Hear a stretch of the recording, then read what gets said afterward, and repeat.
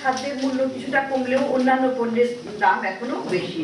Budget ঘাটতি অর্থায়নে এটাকে একটা ভারসাম্য বজায় রাখতে হবে। অতিরিক্ত ব্যাংক থেকে বিনিয়োগ, ব্যাংক থেকে ঋণ নেওয়া, এটা নেওয়া যাবে না এবং অতিরিক্ত ব্যাংক ঋণ বেসরকারি বিনিয়োগকে একটা ক্ষতিগ্রস্ত করে এবং এমনিতেই আমরা জানি যে বেসরকারি বিনিয়োগ একটা স্থবির অবস্থায় রয়েছে, সেই ব্যাপারে আমরা পরবর্তীতে আলোচনা করব।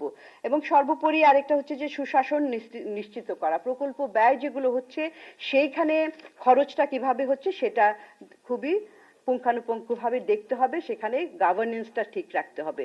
আমরা মূল্যস্ফীতির ব্যাপারে কয়েকটা বিষয় বলছি। মূল্যস্ফীতির ব্যাপারে আমরা দেখছি যে এখনো একটা দুশ্চিন্তার কারণ হয়ে দাঁড়িয়েছে। 2023 সাল থেকে যে একটা উচ্চ মূল্যস্ফীতি আমরা লক্ষ্য করছি, এটা কিন্তু এখনো নিয়ন্ত্রণে আসেনি এবং সাম্প্রতিক মাসগুলোতে মূল্যস্ফীতির হার কমছে, কিন্তু কমার হারটা খুব ধীর এবং লক্ষ্যমাত্রা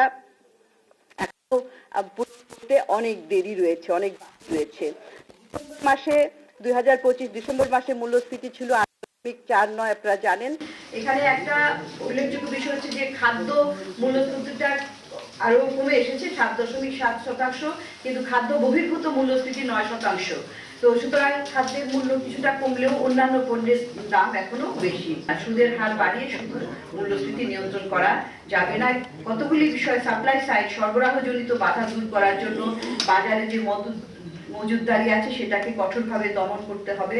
প্রতিযোগিতা কমিশনকে শক্তিশালী কার্যকর করার কথা আমরা বলেছি। মধ্যস্বত্বভোগীদের দৌরাত্ম্য কমানো, কৃষকদের সংরক্ষণে ঋণ সুবিধা বাড়ানো, পরিবহন এবং কোল্ড স্টোরেজ অবকাঠামো উন্নত করা এবং তার সর্বোপরি নিম্ন আয়ের মানুষের জন্য আসলে তাদের খোলা বাজারে বিভিন্ন ধরনের নিত্য প্রয়োজনীয় পণ্য বিক্রি আরো বাড়াতে হবে এবং এখানে পণ্য স্পেসিফিক প্রত্যেকটা পণ্যের জন্য কি করা দরকার সেই ধরনের সুপারিশমালাও আমরা তুলে ধরেছি।